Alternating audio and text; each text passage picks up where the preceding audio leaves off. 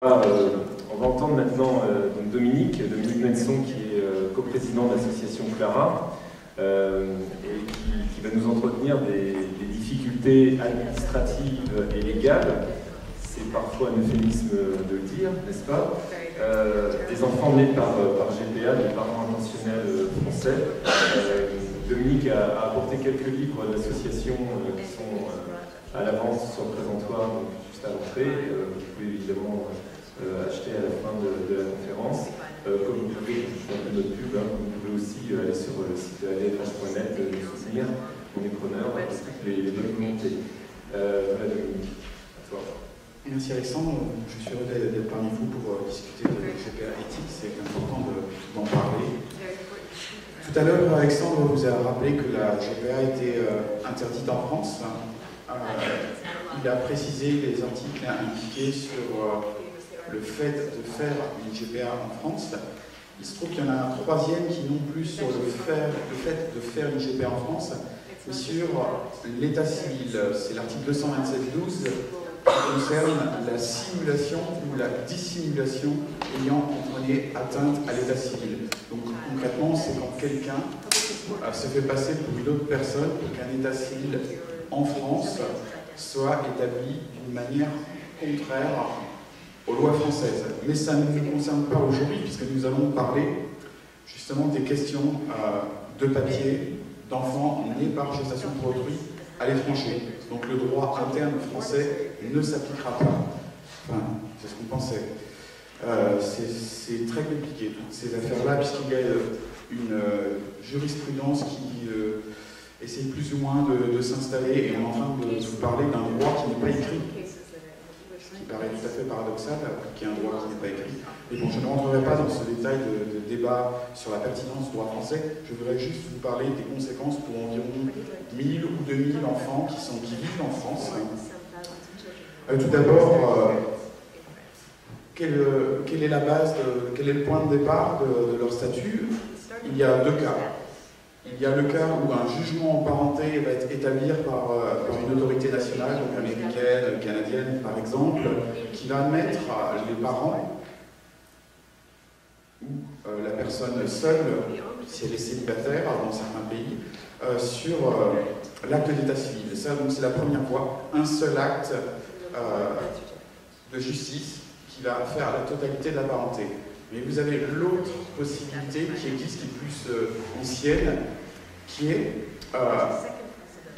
le père apparaît naturellement dès le départ sur l'acte de naissance, comme dans une naissance habituelle, et ensuite la gestatrice va renoncer à ses droits parentaux,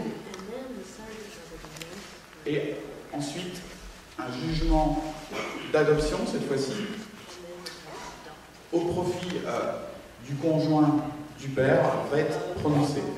Donc c'est deux schémas très différents. Après, il peut y avoir quelques petites exceptions, vraiment bricolées. Je citerai celle qui est faite par quelques personnes en Inde pour contourner les problématiques, qui consiste à mettre une fausse personne en tant que femme non mariée sur le certificat de naissance.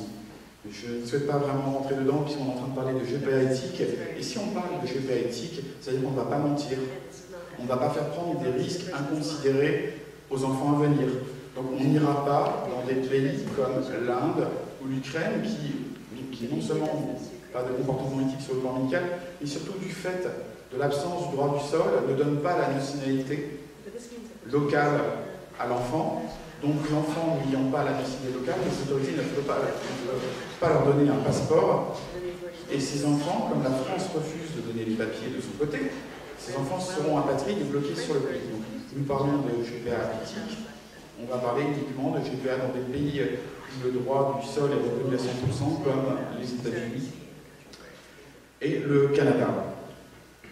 Donc une fois ces certificats de naissance établis par les autorités locales, ces autorités locales ont aussi la totale possibilité de décerner des passeports. Ces passeports permettent aux enfants de pouvoir voyager et notamment rentrer dans le pays de leurs parents. Donc le problème n'est pas le voyage jusqu'à maintenant. Donc on va essayer de classer un petit peu les types de difficultés. Alors la difficulté va provenir déjà d'une méconnaissance de la loi française, c'est-à-dire que vous avez un état civil étranger et vous avez des autorités françaises. Normalement, pour des enfants nés de parents français à l'étranger, le chemin normal, c'est d'aller faire toc-toc au consulat ou à l'ambassade et de demander la transcription de l'état civil français dans les registres centraux français. Sauf que cette démarche n'est ni obligatoire, ni indispensable. Et de toute façon, si vous allez en tant que Français non résident du pays local devant le consulat, depuis l'année 2000, a des instructions pour ne pas vous donner la transcription et pour vous poursuivre.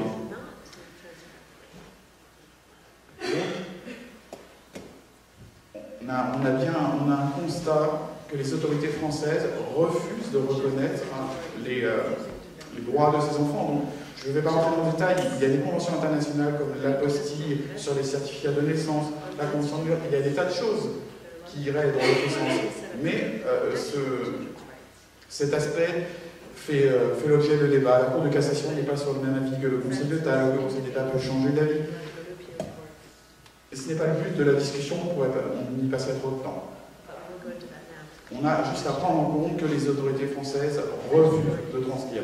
Est-ce que c'est un problème totalement insurmontable? Qu'est-ce que ça a comme conséquence? L'autre aspect d'un état civil étranger, donc si on ne peut pas le faire transcrire dans les registres français de l'état civil, l'autre aspect, c'est que cet état civil étranger, comme tout acte étranger, a une force probante selon l'article 47 du Code civil, mais ce Code civil, son article 47, a changé 3 fois ces dernières années, notamment pour contester des mariages faits à l'étranger, mais aussi évidemment pour contester des GPA ou des regroupements familiaux. Donc aujourd'hui, on dit que les actes étrangers ont force probante, sauf si on peut les contester quand ils ne sont pas conformes à la réalité.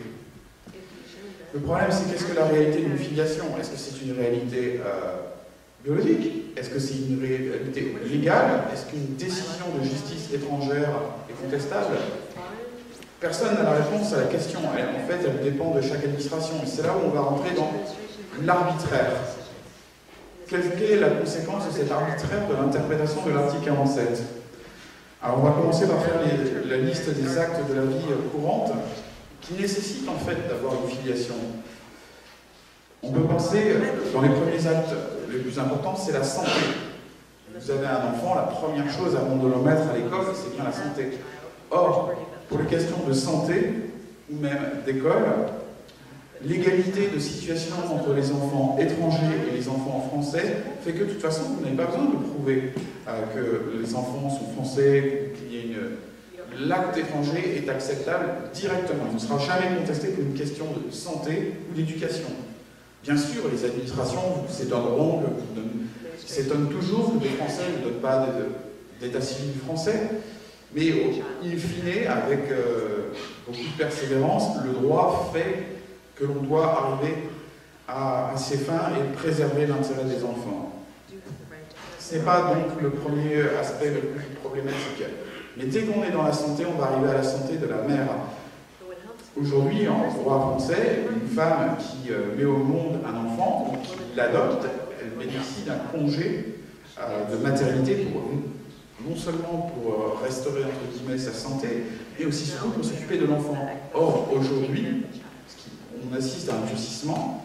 Aujourd'hui, la sécurité sociale refuse maintenant de donner ce congé de maternité aux femmes qui ont un enfant par l'aide de la GPA. Donc là, on va commencer sur un problème certain. C'est la première discrimination qu'on va rencontrer.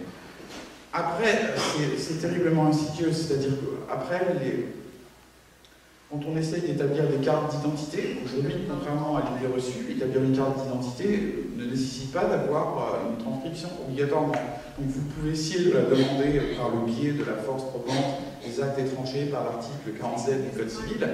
Et là, on va tomber sur l'arbitraire que j'évoquais tout à l'heure. Ça veut dire qu'un on va vous le refuser, vous allez insister, on va continuer de vous refuser à certains endroits, mais pas à d'autres. Ça dépend donc du fonctionnaire que vous avez en face.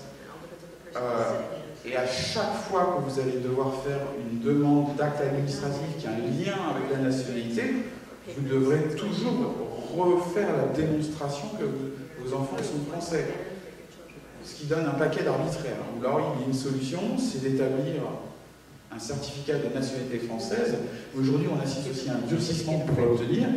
Il faut aller devant le tribunal de grande instance, et chaque tribunal de grande instance, il va à sa petite sauce avec cette réalité des actes. Et donc là aussi, il y a de l'arbitraire, sauf qu'il y a moins de tribunal de grande instance que de mairie. Et il est plus difficile, il est plus facile, inversement, d'aller dans la mairie de ses parents, ou de se localiser provisoirement ailleurs pour aller voir un autre fonctionnaire que de changer de pays. Donc là, on rentre encore plus dans l'arbitraire. Au détriment des enfants, bien sûr. Et rappelons-nous, ces problèmes de l'attitude des autorités françaises vis-à-vis des actes civils étrangers, elle n'a commencé qu'en 2000, paradoxalement. C'est-à-dire qu'entre l'interdiction de 1991 et en 2000, il n'y avait pas de problème. Donc c'est seulement depuis 2000. Ça veut dire qu'en fait, les enfants qui sont concernés par ça, au maximum, ils ont 11 ans. Donc ça veut dire qu'on ignore tout sur tout ce qui, les actes suivants qui vont nécessiter la nationalité française démontrée de façon claire. Par exemple, le droit de voter. Par exemple, le droit de séjour pour un enfant qui n'est plus un enfant, donc un adulte étranger. Pire que ça, heureusement personne de nous a eu encore à être confronté à ça. Mais en cas de décès, comment se font les héritages, les questions d'héritage? Puisque les autorités françaises seront partie prenante. Évidemment, faire hériter quelqu'un qui n'est pas votre enfant ramène beaucoup plus d'argent à l'État que si vous faites hériter votre enfant en ligne directe. Donc, on s'attend aussi à de gros conflits. Ou ce qu'on n'a pas trop rencontré là, et c'est un peu à mi-chemin, c'est en cas de divorce. En cas de divorce, comment se passerait la garde, le partage de la garde des enfants? Il n'y a pas de réponse aujourd'hui à ça. Allez, une petite chose sympathique quand même. Par exemple, pour ce qui est de vos impôts, pas de souci. Les enfants à charge, on ne demande pas la nationalité. Il n'y a pas vraiment de souci là-dessus. Le problème de vous parler de tout ça, c'est que ce droit, ces principes qui sont évoqués par l'administration française pour refuser des actes étrangers ne sont pas écrits dans le droit. Une situation que vous connaissez dans telle ville peut changer l'année d'après. Ce qui définit en droit français la nationalité française change tout le temps. Juste un exemple. En mars 2010, M. Hortefeux a fait une circulaire pour modifier de façon profonde la délivrance des cartes d'identité et des passeports.